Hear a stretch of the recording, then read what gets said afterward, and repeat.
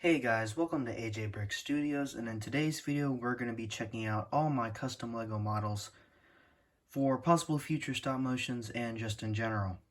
This was recommended by Lord Vader 167, so thank you for the recommendation, and here we go. So start off, we're going to go with our artillery before vehicles.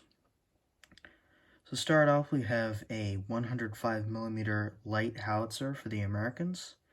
Mainly for the airborne. The heavier version did not have this kind of light, compact build. It has a tow winch at the back, which I'll show you what that's for later. And besides that, there's not much else with this model. There's a cool breech, gun can't elevate or depress, and that's about it for that one. Next, we have the German 105mm howitzer. This one can elevate the gun, like that. Also has a very cool looking breech. And it can be towed as well. However, I don't have any models at the moment that can tow it. Here's a close-up of that.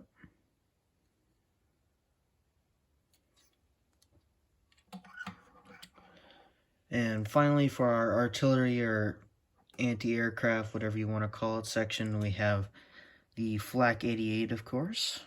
Very iconic. This one can elevate quite a good ways, especially if you get it in that position right there. That's fully elevated. Got two seats.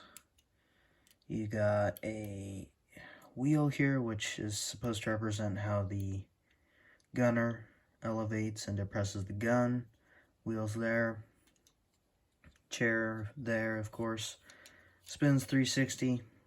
That's my Flak 88. Another custom model. So now onto the vehicle section. We're going to start off with the classic Jeep. Now this specific Jeep, I got some of the basis of the idea off Snooper King's design. He's another YouTube channel. And I thought his design looked good, and I just added some of my own twist to it. Main difference was that his did not have this little pouch in the back or this tow winch area, which, as I said before, lines up with the light howitzer here, and it can tow the howitzer. Other than that, steering wheel, not many other features with this model. Next, we have the British Daimler armored car. Very recent model that I put together. Not too many features. The turret spins 360. Have a machine gun on it. Main gun. Not too much to it. There's a close-up of it on the front, side, rear. That's that for the armored car. Next to it here for the Germans is my Puma turret. I recently took apart my old Puma model because it was very inaccurate. And this is the turret that's left over that I think I'm going to keep because I like the look of it. It seems very accurate. That's the Puma turret. Next up, we got the M8 Scott. Some World of Tanks or World of Tanks Blitz people may remember this kind of tank. Tier 4. It has the light 75mm that you'd see on the LTVs. And this weapon was basically more of a mobile artillery piece than anything. There are some pictures of it using the upgraded 75mm gun like on the Sherman. However, none saw combat. This, used as a light artillery service, did see combat. Based off of the Stuart hull. Turret can, spin 360, of course. Gun elevates quite a bit, almost too much there. Optimal angle's probably around there. This front hatch here isn't necessarily supposed to open, but it can open. Not much of an interior. It's a bit bit small. Other than that, that's about it for this model. Next is the German Panzer I Aust F. So this model, if some of you have watched Cone of Arc, is a very rare kind of German tank. It's very comparable to the Panzer IIJ, except it's based more off the Panzer I format. It's armed with 2 light machine guns here at the front. This model has a couple cool features. For example, on both sides, these hatch doors can open up. And of course, on the turret here, I have a spot for a commander. Now, I've made this configured to where the Panzer I Aust F doesn't have both of these kind of driver slits on the front of it. It only has one. However, you can take these 2 off and switch it around, and I can configure this into a Panzer IIJ since both are very similar. This was mainly a kind of mini assault tank. Wasn't very good against other tanks because it's armed with machine guns. So that's about it for this model. Nice 360 view.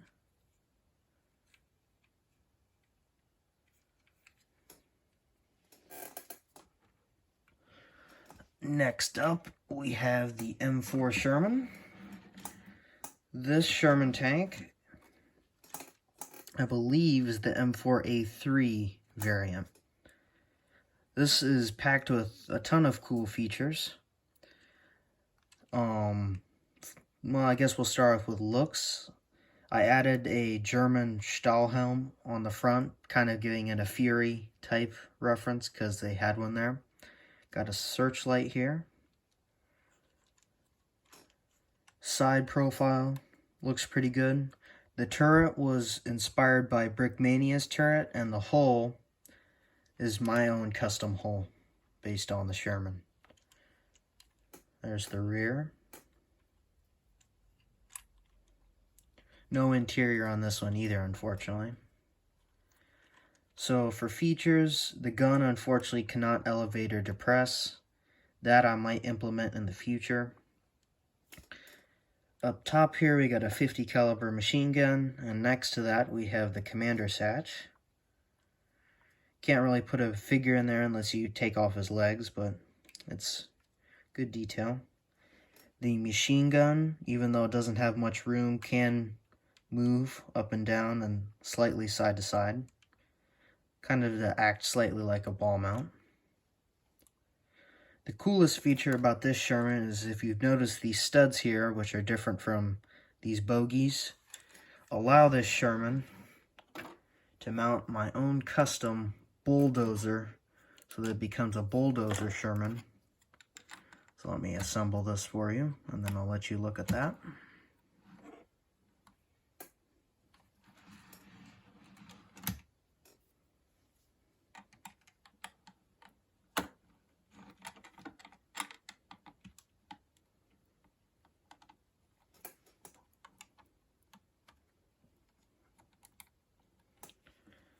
This is what the Sherman looks like with the bulldozer on the front of it.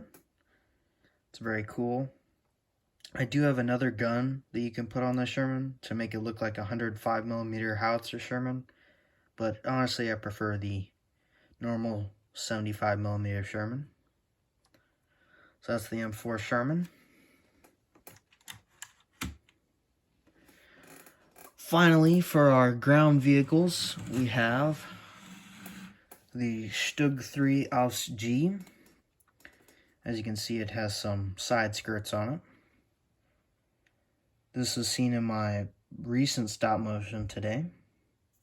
Got a driver's hatch there. Gun can elevate and depress. Here's the back of the STUG. Other side is essentially the same thing, side skirt. Up top we have 2 hatches. This is the main hatch here, the easiest to access. There is somewhat of an interior in there, but it's very hard to get to, and this model is very fragile on the top, so I'm not going to be showing that to you today. This hatch here is very hard to open. See if I can get it open. Yeah, see. That broke slightly. But that's the STUG.